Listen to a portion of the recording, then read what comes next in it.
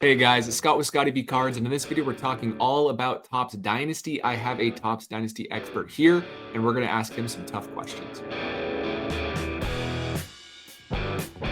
Topps Dynasty, if you're unfamiliar with Topps Dynasty, is the premier go-to high-end set. So we have other sets like Transcendent, we have Definitive, we have Diamond Icons, but Topps Dynasty is kind of the OG to what people really look at, and they have the most expensive sales. We're starting to see more valuable sales even happening. Like there was an Otani that just went for over $100,000, deservedly so, if I'm being honest, compared to where his other cards are. But I want to introduce you to Brett. Brett runs a Facebook page on Topps Dynasty. Brett also has one of the best Dynasty collections in the world. You can check it out on Instagram on Cardboard Hunks. I'll include that in the description. And with that being said, I don't usually do interviews, but I thought Brett was too knowledgeable to not include. So let me just pull him up on the screen now. Brett, good to see you. Hi, everyone. Good to see you. Good to I be like here. the I like the collection in the background. Yeah, strategically placed. Thank you. I did that on purpose, but Tell me you keep that room in the dark most of the time.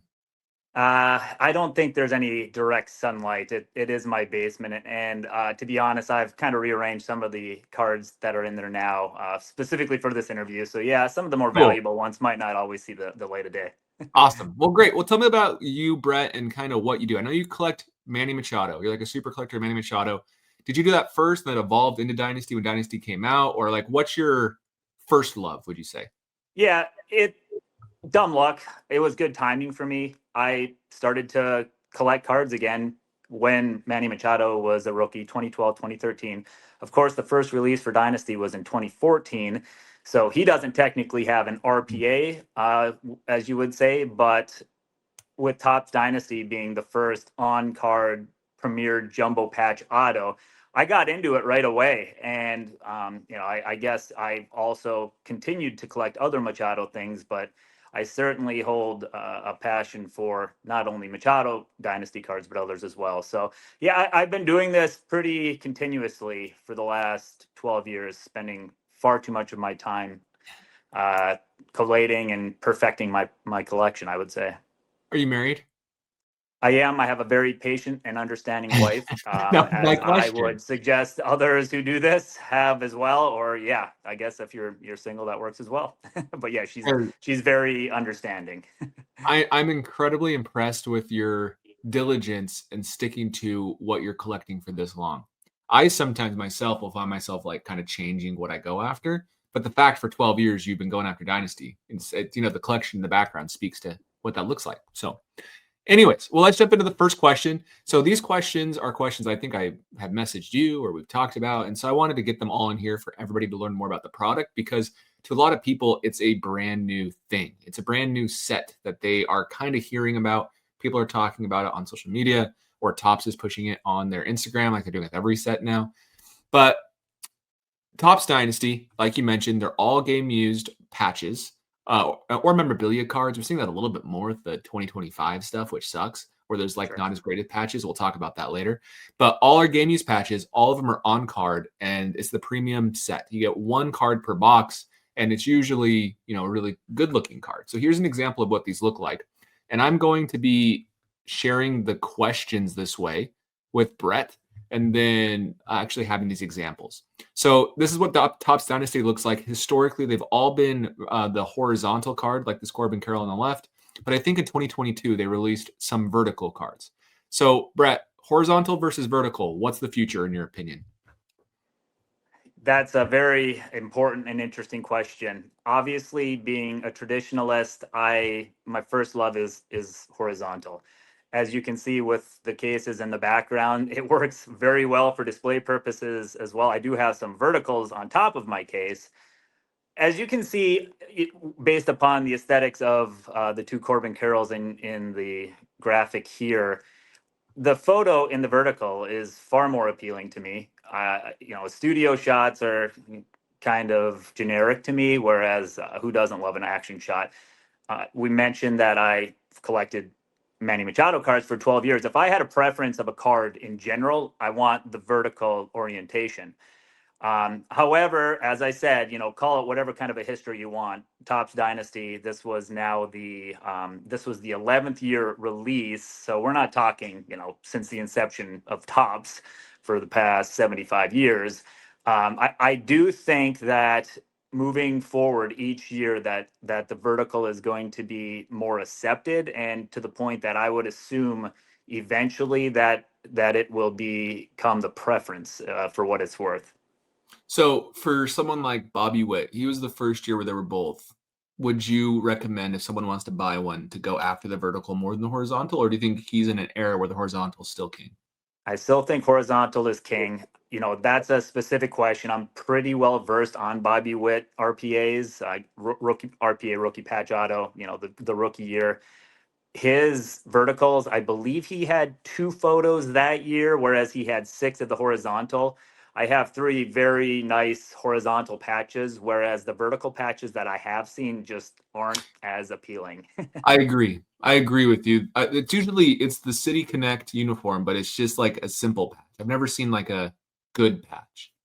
So Right. Yeah, and that is nice. You know, I do have one of the horizontals that had his futures game jersey, which, you know, we mentioned they're all game used jerseys. It's a matter of, well, what do you consider an actual game? You know, whether that be a futures all-star game or, you know, a home run derby or something like that. But I think for that, I don't know if you can just say one blanket statement, but yeah, anything that predates, I guess, 2024, I'm looking more for the horizontal orientation. okay, awesome. Next question. Oh, give me one moment. Now, next question. What year or years have the best patches? I kind of alluded to this earlier in the conversation, but 2024 was kind of a letdown. I did not include 2024 here. This is 2014 to 2023, but the patches did not feel as good in 2024. So I'll let you talk about that if you agree or disagree with me. Gotcha. But what Yeah. year do you think looks the best as a set and has the best patches in general? So I think each year has some brilliance. 2014, not to at the risk of making this a huge history lesson, but you know, prior to 2014, as far as on-card autos are concerned, you know, Topps had a couple of instances, none as a standalone product, but you had the prodigious patches in Tier One, you know, some triple threads, etc. So just the I guess the novelty of having a standalone product. I think Topps, when they made it, you know, they just said, "Oh, well, here's a beautiful card, the artwork," and there was no rhyme or reason to the patches in 2014. I actually have a couple of you see the Yadier Molina on the graphic there, but for Yeah. instance, this is Oh, a Manny Machado 1 of 1 that year. Sorry, and I apologize for the reflection. That's a 1 of 1 patch. Nothing spectacular at all. You probably wouldn't even give it a second look if it was in a showcase at a card show. And then this is a 10, which, as you can see, is a nice sleeve patch, which is a very desirable type chunk of a patch. So 2014 happened, and then I think Topps does a very good job of adjusting and listening to feedback. So 2015, even though, you know, we'll probably get into that a little bit more down the road as well, but 2015, as far as patches, it's like they heard, oh well, why am I paying $350, which at the time was a substantial amount of money. I mean, it was this taboo thing, like, whoa, 1 card, like, talk about a gamble. 2015, I have examples of 10s that are an Ichiro, that's one of my nicer patches. And just in general, I think 2015 just did just knocked it out of the park as far as patches are concerned. Of course, 2024, as you mentioned, I think Dynasty or Topps kind of rested on their laurels. Like, wow, Dynasty's really taking off. It's the premier product. People are after it. I don't know if we need to dedicate all of our nice patchwork to that specific product. So I think they started to put some of the patches that they might have used for Dynasty more in the definitives, in the transcendence, and things of that nature. But as far as the nicest patches, and then you see the 2016 Corey Seager rookie there as well. That's a 5, but it's the same situation for 2016 where I actually have that specific instance as well. This is a 10 patch for Machado, and I'm sorry to bore you guys. My Machado case my display case is far more easy to get cards in and out of than the other ones are. So this is just for reference. I'm not trying to bore you guys with the villain that is Manny Machado. So that was a 10. This is a 5. So it just doesn't make any sense, right? As far as the lineage of, or the lineation of how the patches are presented. However, in 2017, I think is when things really started to make more sense. You've got the 10s, the 5s, and the 1 of 1s. So you see the Joey Votto there. That's a 5 patch. That might have been in a 10 in either of the prior 3 years. But, the 10 ones you're going to see the Ronald Acuna in 2018 that you see there. It starts to make a lot more sense. So, it's kind of a loaded question, but as far if somebody said just pick 1 year, it's definitely 2015 for Okay. patches. Awesome. And so this is a conversation we're going to have later. I'm okay having it now. I'm a little bit disillusioned with what Topps is doing, and Transcendent this year impressed me a lot more than it should have with the way they made it. Because Transcendent used to do nothing for me. It was like that $25,000 box set, but now it's $10,000, which is crazy. It's still that much. But the patch autographs look very good in it, and they've really done a good job on those patches. And I feel like they held, like you mentioned, some out from Dynasty. Do we think there's going to be cannibalization between all these high-end RPAs and patch autographs for Hall of Famers, or do you think Dynasty is still going to hold the number one spot? I think that Dynasty still will. Obviously, I'm going to sound partial. People are going to say, well, yeah, of course, he's got a bunch of Dynasty cards. Why wouldn't he say that? I mean, to be honest, I should preface overall, I'm not necessarily looking for more competition on this. The supply is limited enough, and I guess I'm comfortable with where I am right now with my collection, that I'm not worried about, hey, having to rush out, and prices have obviously gone completely bonkers. But yeah, Transcendent, I think the first release was 2021, 2020, somewhere in there. And then Definitive, I think, was 2016 or 2017. So it's not like Topps Dynasty has this much longer history than those. We sometimes love the first, 2012 Prism, whatever, for basketball. It's like, what's the first of something? And I wouldn't necessarily say that people are just going to say, well, yeah, I mean, Dynasty is the best because it came first. There is, as far as Definitive and Transcendent, part of the beauty of those products, I guess, even if they're, you know, $20,000-$30,000 less than they were for the first time, is that you aren't, it's not all your eggs in one basket. It's not, oh, I'm going to open one box, I get one card, and that's it. There's no way of, making money back, if I grind and scrape my way back to some type of a profit or some type of a, minimal loss on a product.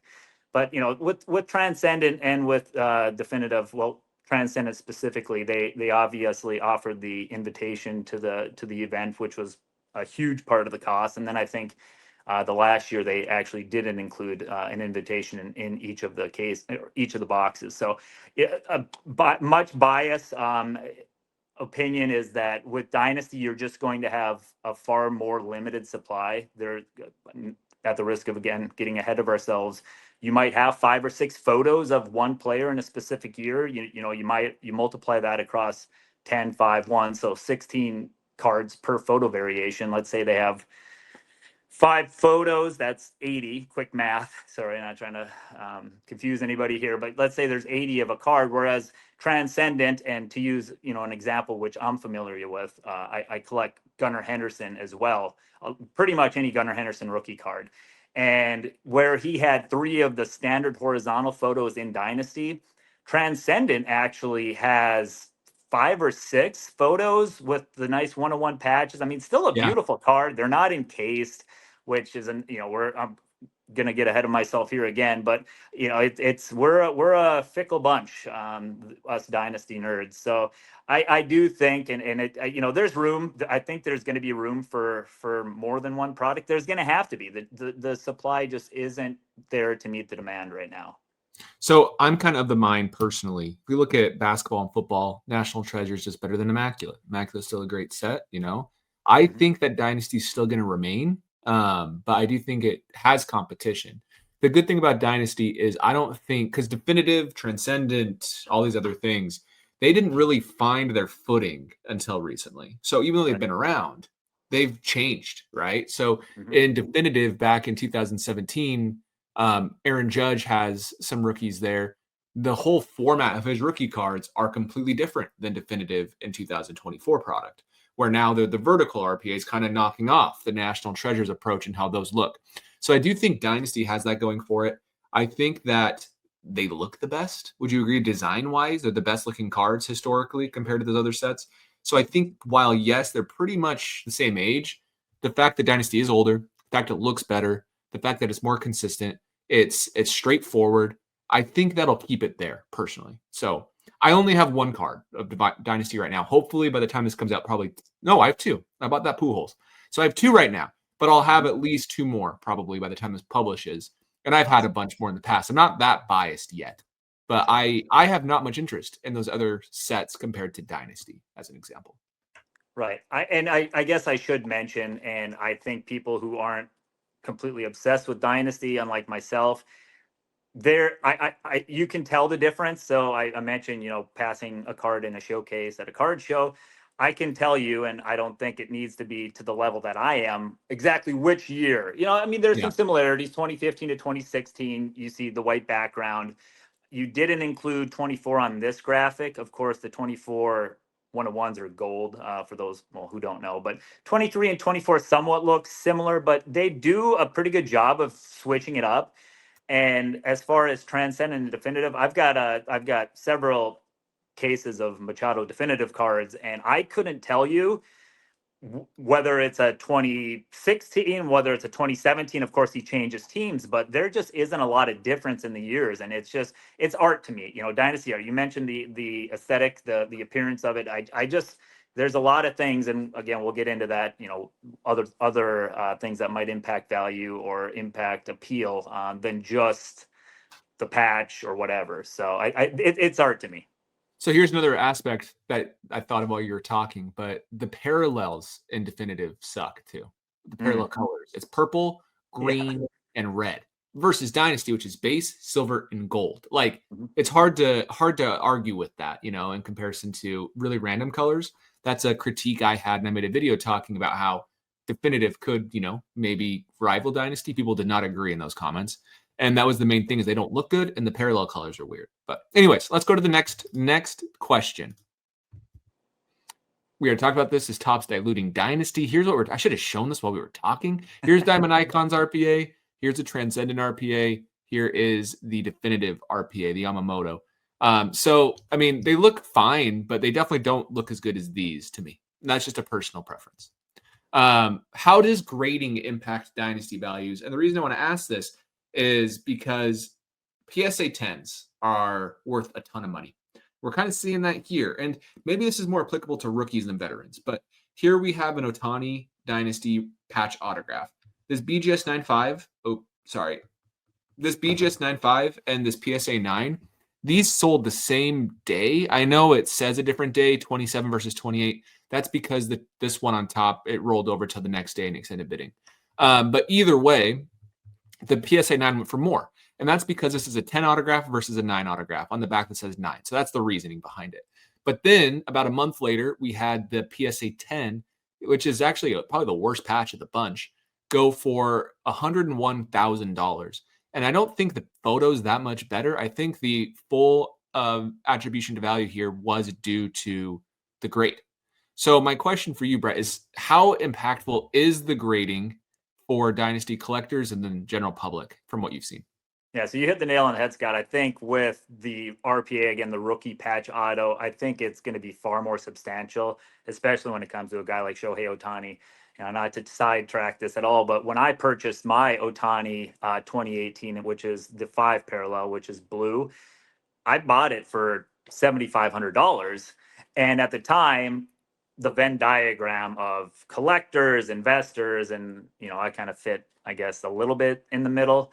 I didn't even. I'll be honest with you. I haven't even checked to see whether or not my 2018 Ohtani, potentially a 6-figure card, is gradable, is a PSA 10, which is so strange because it's just dumb luck. I'm personally, the way that my, I guess you want to call it a budget or whatever, is set up, is that I'm not going to drop $100,000 on a Dynasty card, and it just doesn't make sense to me because I've gotten so much of this stuff at such a cheap cost that the acquisition just doesn't make sense. But in any event, it does. I mean, and now we're getting into a realm where more people are starting to take notice. Probably overseas as well, especially when it comes to Ohtani, that they want. investors want a perfect card. They want a PSA 10. BGS 9.5. We can get into the how much BGS values have fallen and how they aren't on par with PSA now. And to be honest, most of the graded dynasty that I have, just because was from a time when BGS might have even been more valuable than PSA. But if for instance, and this is getting ahead, graded versus sealed, another thing that dynasty collectors are very particular about. If you were to say to me, hey, look, I can send a PSA rep over to your house right now, and if most of mine are going to get PSA 10s and I can show some uniformity, I'm not going to turn my nose up against, having a higher value. I'm not selling, but my kids one day could potentially sell them for more. I think, yes, I think it's becoming more of a thing now that we're talking tens of thousands of dollars. Whereas, again, this was 2.5 years ago. I purchased that same Otani, and rightfully and justifiably so. We've been saying 2 years ago. yeah, we've been shouting from the top of the mountains, like, hey, why are our national treasures, football and basketball cards worth X amount more than a baseball card? And obviously Otani has global appeal, and there's many ways of looking at this. But I'd say, as far as a PSA 10 is concerned, yeah, does somebody want a PSA 10 of a Buster Posey card? Not necessarily.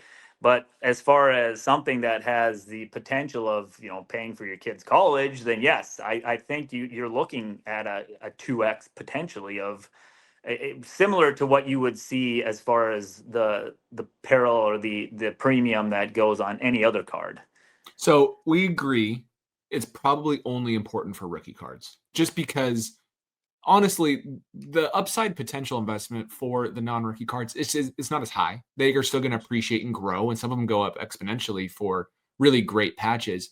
But the ones that have really great patches, the grade doesn't matter. Do you agree? It's all about the patch and the autograph and the way the card looks for those non-rookies. It's the rookies themselves that I think it matters solely.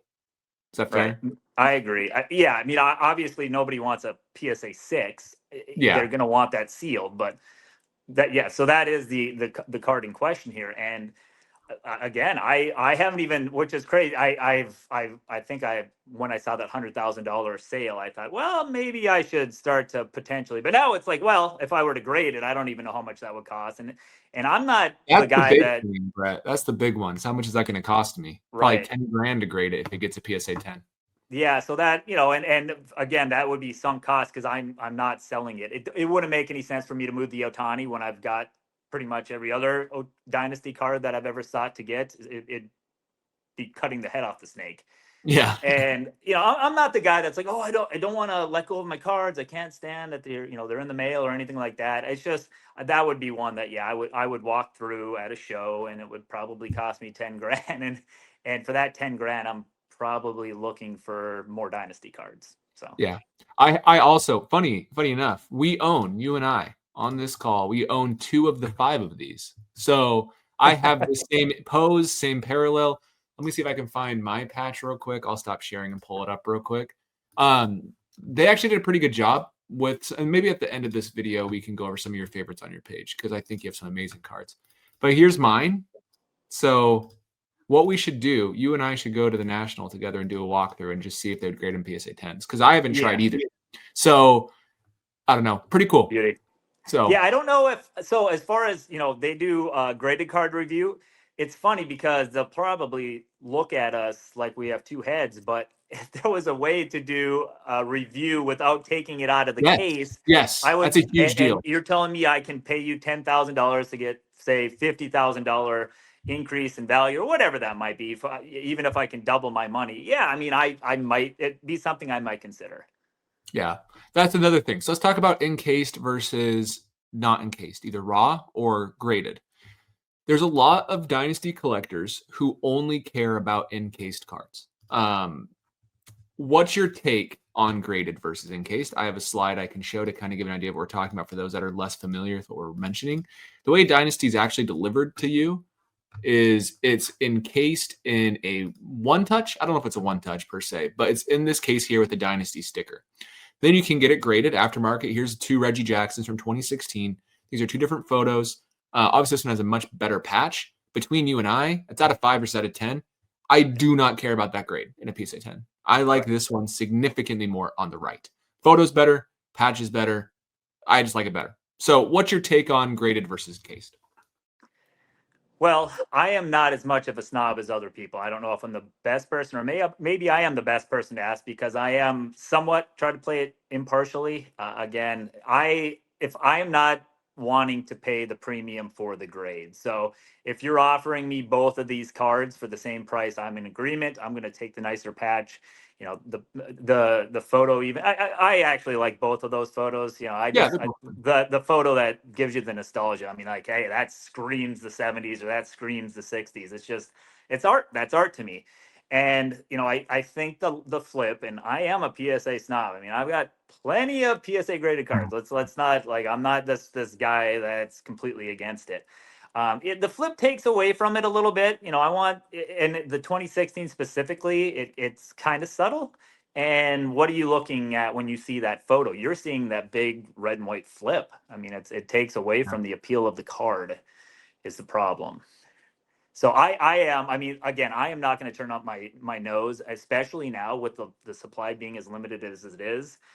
If it's graded and I don't have a choice, I'm gonna make that purchase. You know, on the flip side, this is the problem, and this is an industry-wide issue, is when you see a card that isn't in either. So it's yeah, not in the initial sealed case, or the sticker's been manipulated or whatever. The impression is that card was deemed not gradable. So while I might not be grading it, I don't necessarily want to buy a damaged card per se, or a non PSA. And again, I'm not even looking at cards, but hey, maybe one day somebody who buys the stuff is going to, and if there's a chance of it being at a value premium, then yeah, of course I can take that into consideration. So, you know, and the other thing with the sticker is, again, it's uniformity. So I've got this case with all these cards in their original cases. If there's a sticker missing, I mean, you know, a passerby who's coming to have a beer at my bar isn't probably going to notice it, but for people that collect, it's something that stands out, and you just don't want to draw away from the appeal of the card. Oh, you know, you see this perfect patch with a cool photo and a great auto. Whoa, wait a second, why isn't there a sticker on that case? It's like the first thing people notice. It's crazy. It is. It really is. Yeah, we're a weird bunch. So that's my take on it. we definitely are a weird bunch that we care this much about cards. It's funny how that works. Both of our wives probably wonder about that. But Right. Dynasty's cool. I respect it because it's one of those sets where, like, yes, we don't want damaged cards, but we're okay with a damaged card to some extent if it's just in the case it came in. So it's one of the few sets out there where grading matters. We're seeing that with the rookie cards in particular, but a lot less than other sets, which I love. That's one reason why I like Dynasty so much. So Yeah, absolutely. I mean, there are some things, for instance, I don't know how many people know this. I'm not even positive that's the case, but these cards, they're actually sent to the player already assembled. And we have instances that tell us that. There's, you know, a Sammy Sosa from 2024 that when he signed his auto, it actually carries over to the patch. And there are some instances, for instance, with 2019 Griffey's, where when he was signing, he pushed down on the card, and the window actually creased. And there's a few instances of that. So of course, with that, yes, I mean, if it's very obvious, like eye appeal, that's gonna have an impact. If it's, you know, the back corner's got a little wear to it, I'm fine with that. Yeah, and that's the beauty of thick cards in general. But next question. This one's very specific, but Judge and Ohtani, the two biggest players in baseball right now, their patches kind of suck. So my question is, what do we do with players in the Yankees, players in the Dodgers who don't really have the uniforms necessary to create good patches? If you think of Aaron Judge, he has the 99 on his back, he has the Yankees logo on his front, and typically that's it. They do now have these sleeve patches, which is what this Ohtani on the very far left. Oh, are you not seeing my screen? Are you seeing my screen? I'm not seeing it now. Goodness gracious. What a great viewing experience. Yeah. So here's what I'm talking about. This Ohtani on the very far left, this is a sleeve patch. This is about as good of a patch you're going to get for a Dodgers card. While these other ones are very typical. And then for Judge, when you think about him, he has the Yankees logo on the front. On his back, it says 99. There's no even Judge lettering. So what do we do here for those teams that just don't have good patches? Are these still just as sought after with that understanding? Like, what's your take on that? I think you just have to buy into the tradition of these teams, yeah, that have existed for 100 plus years. Obviously the Dodgers moved from Brooklyn, but at the same time, they do occasionally have some anniversary sleeves, and I think those should come even more at a premium. The Otani in question here is actually a sponsor sleeve, which is kind of lame in my opinion, but I think that specific card did over Last $30,000 night the other night. or Which, 2 nights hey, ago. each their own. I mean, again, there aren't a lot out there yet. This was his first year of Dodgers Dynasty, so you're not going to see any kind of a discount as far as pricing is concerned.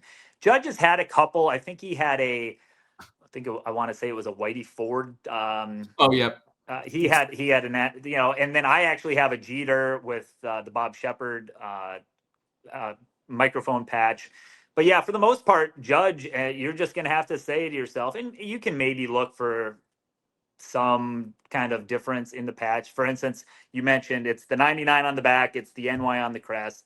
It might have a pinstripe through it. You Yeah. might be able to notice the curve of the N or the Y on the front, or there might be some dirt on the patch that can sometimes bring a premium.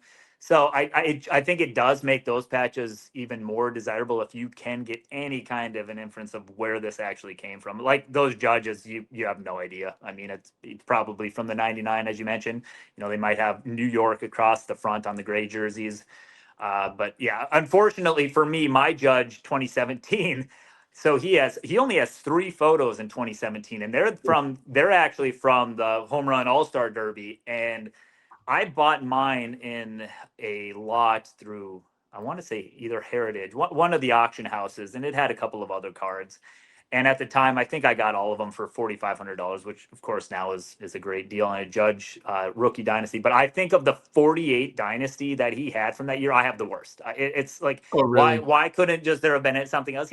And not saying that it's like the Marlins All Star logo, so that doesn't necessarily have. And my Judge patch is actually a blue with a white lettering, which is kind of neat because it has the stitching on it.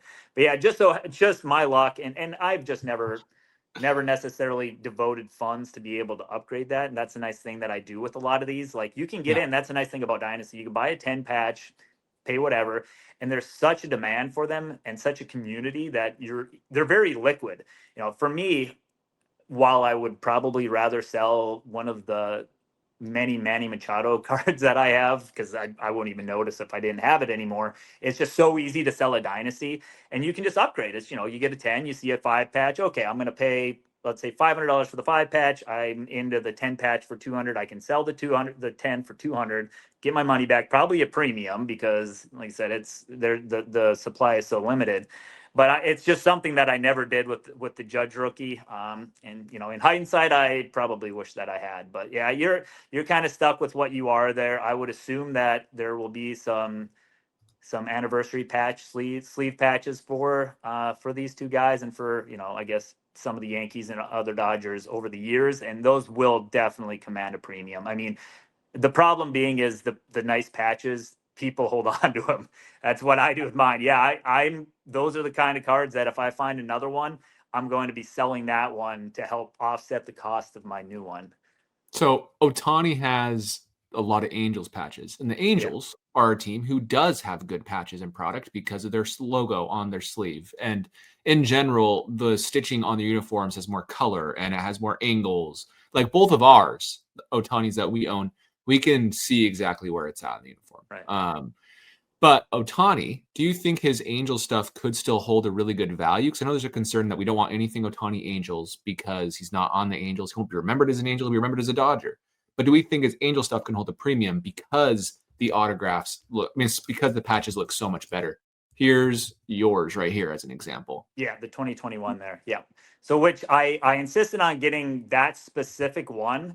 At the time it was kind of expensive, and now it doesn't seem expensive at all because even his Angel stuff has ticked up.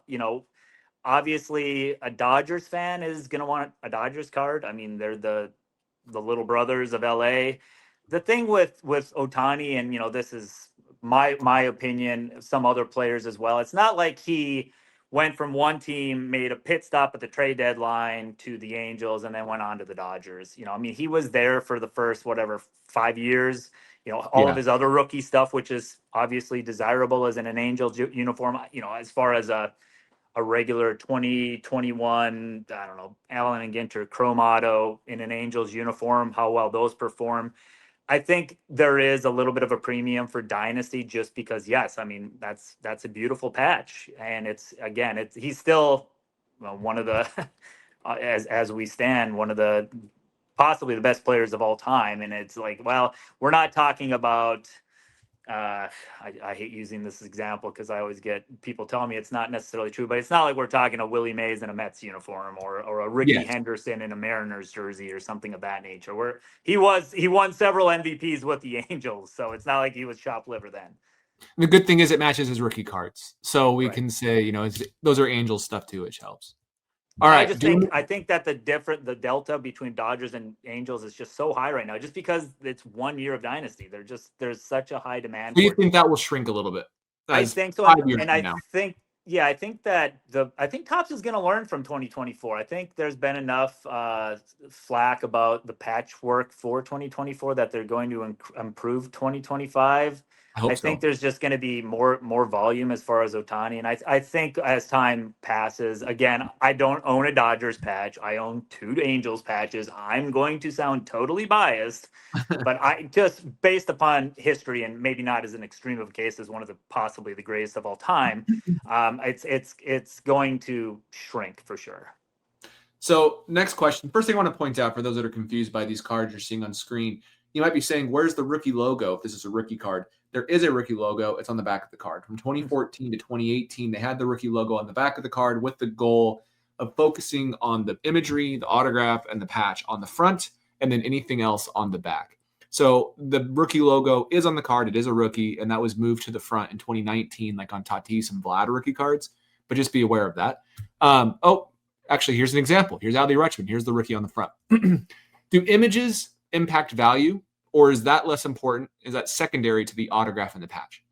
To me, I feel like it's secondary, but you're more experienced and you can tell me if I'm wrong. Yeah, for sure, patch takes precedent over everything. Of course, there are deal breakers, especially for me. We've mentioned 2015. There was actually an issue with 2015 in general with Topps. Their tribute autos were also the same. They tried these pens on this different material, and they just didn't hold. They didn't take. And I'm not saying all 2015s are. There are some issues, but 2015 tribute autos for sure were all pretty much damaged. They did a total recall on that. But saying that, so there are deal breakers. Like you can have the nicest patch in the world, and if the auto is broken or missing, then yes, of course. But Otani there might be some low hanging fruit there, as you saw the 5 images there. One of them's batting, and where has he made most of his hay? Well, hitting. I do think especially with pitching, you've got Skeens who's kind of brought, hey, it's cool and fun and okay to invest in pitching again. I think it's kind of neat because when he pitches, it's must see TV. When he's hitting, he's going to get up 4 or 5 times, but when he's pitching, he's in the limelight every single pitch, and you're able to praise and scrutinize him. So I personally think it's cool to have a pitching one. But yeah, as far as the hitting, I would assume for 2018 Otani's that's going to bring a slight premium. You just don't see him much, and he has 16 of those photos. I know a few people who have one, and they're not selling anyway, but I think that would matter. I mentioned earlier that I'm not a big fan of the studio auto. I far prefer an action photo. So based upon a collector's preference, I'm not saying, hey, by the way, this auction ends tonight, and I'm willing to go $500, but it's a nice photo, so I could see myself paying a little extra and justifying it in my mind. It does to a degree.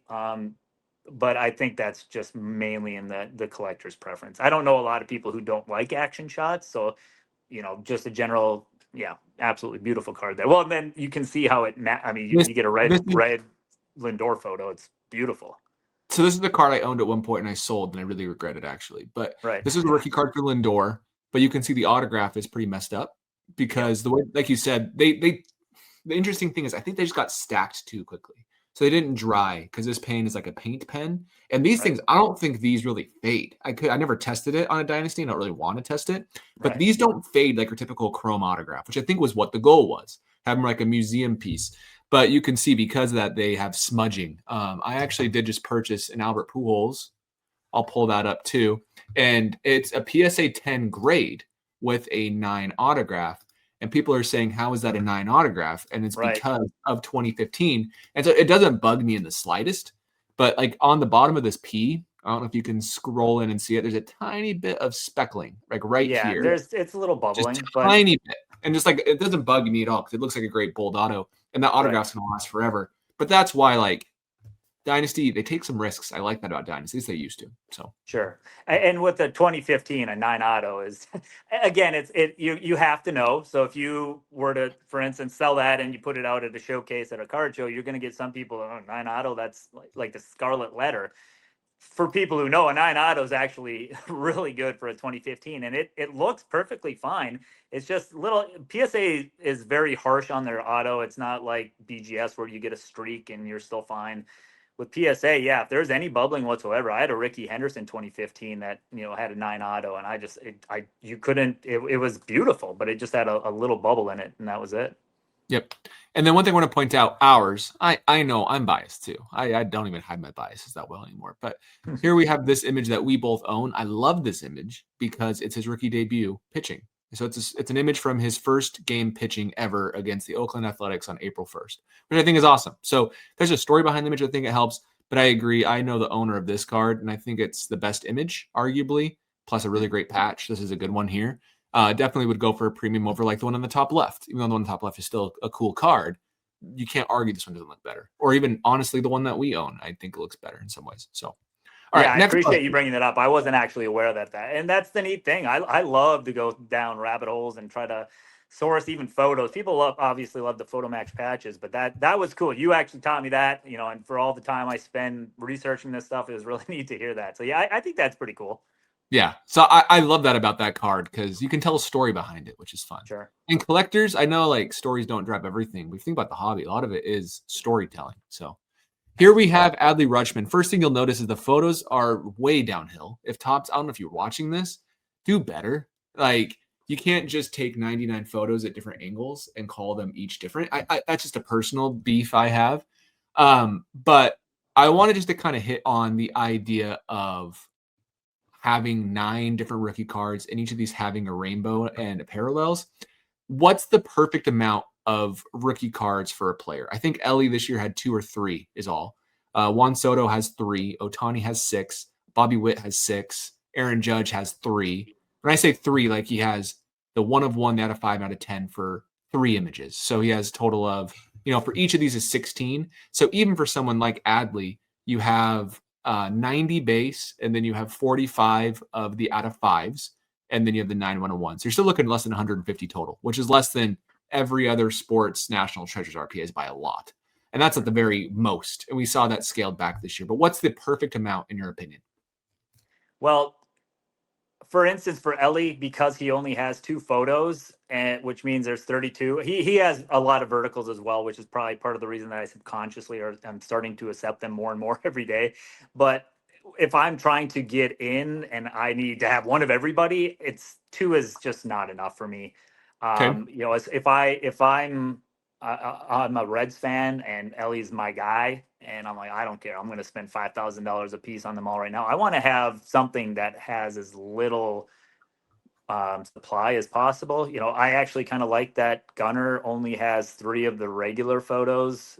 Speaking of Gunner, you want to talk about photos that literally looks like he was on a swivel chair, and it's like one here, one here, one here. It's like, come on, why can't we go back to the days of the action shot? But as far as that's concerned, I love that. The less that a card is sold, and if somebody is able to flood the market, the value can decrease. And again, I'm not selling. It's still nice to know that your cards are worth what they're worth. I would say a sweet spot is 4 to 5 of the photos, just because again, I like to have one of everybody. This year, 2024 has been pretty tough. just because of the price increase, and so many more people coming into the market, and the patches being so pedestrian, except for the one-on-ones, which then is like, oh, okay, not only do we have more people coming into the dynasty market, now the one-on-one people are, attacking the nice patches as well. And there's some guys like Jackson Holiday just has a ton. I raced out and got a pretty nice one, but I think the values are half where I bought them. And then you'll have guys like Ellie, and it's hard for me to justify paying that as much for an Ellie, and I get that he has all the potential in the world, but I'm just not going to spend what I could buy a Bobby Witt for right now. It's just in Like my more mind, I than a can't Bobby make Witt. sense of that. Yeah, it's hard. So I agree with you. I think like if you do 5 images, it's less than 100. If you do 6 images, it's 112. So Mhm. I think that's the sweet spot for total print run of everything. So that's kind of what I'd argue. But we'll go some quicker questions now. Wrap this up. Sure. Fabric versus plastic logo man in 2016. Major League Baseball switched to the plastic logo man. Everything before 2017 is the fabric logo man, like the Pujols on the left, while now it's the Pujols on the right for every player. Do you see a premium for fabric versus plastic? I love nostalgia, so I'm going to go with fabric every time. Same with all laundry tags. You might not realize it now. Maybe the plastic, they do something else in the future. They will seem nostalgic as well. But like a laundry tag, for instance, I'm seeing the new Majestic ones are what they used right before they moved to Nike, and it's not that cool. But if you're showing me like a '70s laundry tag, oh my goodness, yeah, sign me up all day long. So right now, absolutely anything with stitching, and especially on the outside and all the fabric, give me that every single day. Cool.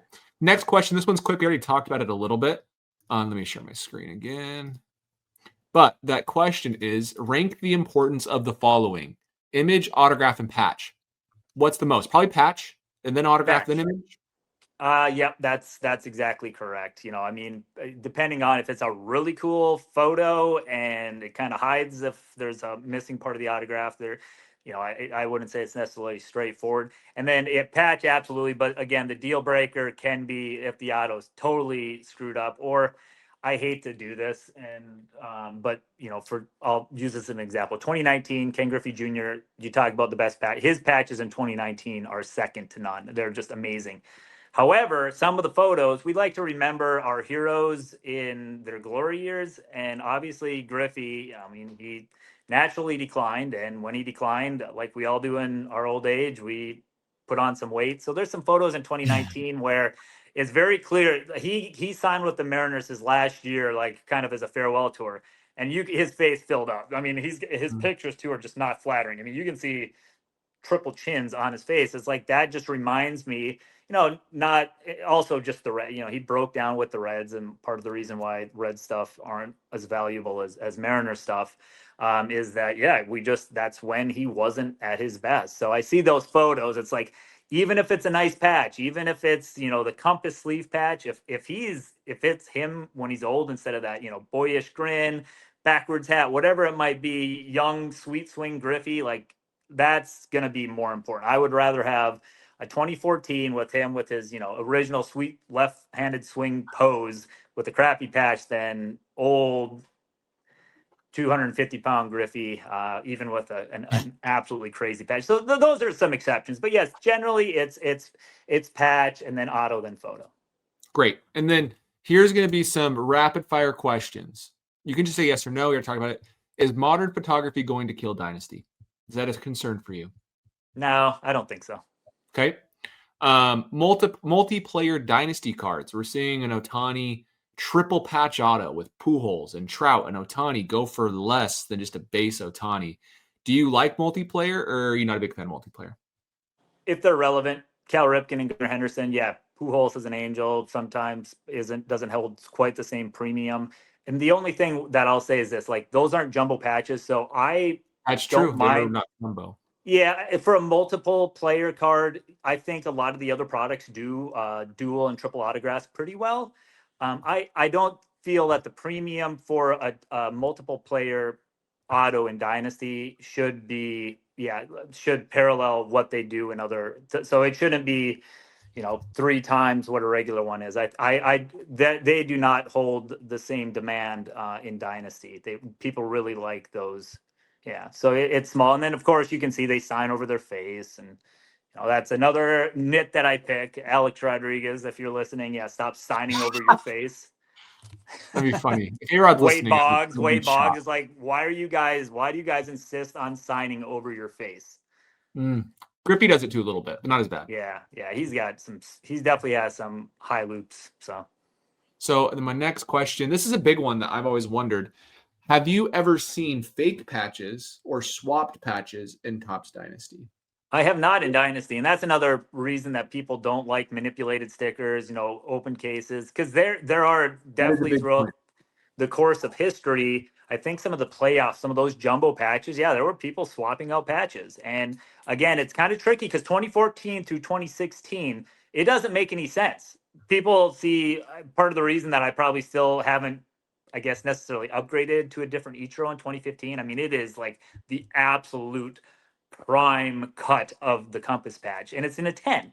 So, there are going to be people who are going to understandably question that. I have never run into the situation where, and I actually know somebody who, I don't know the first thing about how you swap out a patch, if you split the card, if you pull the patch out, whatever that might be. But like, I think they're in there pretty well. There are some instances, Bryce Harper in 2015 with his national sleeve patch, where it frays on the end and it kind of sticks out. Then it doesn't look that nice. And yeah, it looks like, oh, maybe somebody might have swapped it out. I tend to try to stay away from those just for the simple fact that I don't want the legitimacy to ever come into question. But I have personally never, and I don't know of anybody who has, to be honest. Yeah, I actually agree with you. I've never seen anybody, like not even one person, report it. And the thing is, Dynasty, one thing I love about Dynasty, it's such a high-end product that I would argue 75% of it's open on camera. Right. And so you're going to have a real hard time patch swapping because it's not like past sets that we don't have any documentation of. There's like a digital footprint for all these cards, which is fantastic. And they're encased. So I've had some people ask me if I'm concerned. I'm not at all. So it's good to hear that you've never seen it either. And probably 80% of your hobby time is in Dynasty. So that's a good sign. Yeah, so, of course. I watch a lot of videos. I watch a lot of break videos, and I do take screenshots sometimes of some of the cards that I personally have, just as a backup. Not every single one, but like you said, especially with it being more of a breaker product now, they're pretty much, as you mentioned, have a digital footprint for all of this. Here's your Ichiro. I've been hunting for on my other screen while you're talking. This is what you're talking about. Yeah. So you can see the autograph kind of stinks on that one. He's quick with the stroke. It's a lot of back and forth. So, it's not the pen that 2015 is actually a black paint pen, which I think looks great. I'm not a big fan of black ink necessarily. I'm more of a traditionalist, but of course you're not going to use a blue pen on a blue photo. But yeah, I mean, this is a 10. And the funny thing is that specific photo, the fives are not even that great. There's another 10 that's the 20th, or I think it's the 20th anniversary patch for Ichiro. It's part of the intricacies, the nuances, but also, yeah, it's like, why is this a 10? And there's one on eBay that's a 5. 2014 through 2016 make absolutely no sense. There are instances where it does, but yeah, something like this is just crazy. But how can you get a better patch for Ichiro than that? Totally. And honestly, 2014 and 2016 are some of my favorites. They're the most unique sets. This is your page, by the way. The reason I'm posting this is so people can follow you and look at your cards. You also have Machado Collector with some of the best Manny Machado cards in the entire world. So thank you for hopping on. Let me just double check I don't have any final questions. Final thing. This one's not worth talking about. So I'm going to skip that one. What's the best time to buy? Is it at release? Because once the good patches get scooped, you'll never see them again. Yeah, well, if you're looking for just to get your foot in the door, you definitely don't want to buy it release. But if you want a chunky patch, you have to get it because once it's gone, you'll never see it again. Yeah. And there's a lot of people who like to show off cards. Social media is great for that. There are a lot of people, and I've found them in the backwoods of North Carolina who have some pretty crazy Dynasty collections. Once they're gone, they're gone. So, I'm not trying to create any kind of panic, but you want to get what you can get when you can get it. You know what I haven't seen? A definitive or transcendent super collector. Another reason why Dynasty, I think, is in a really good spot. People hoard this stuff, you yourself included. So Dynasty's great. Thanks for hopping on. Thanks for chatting. check out Brett, check out his page, and we'll talk to you guys in the next video. See ya.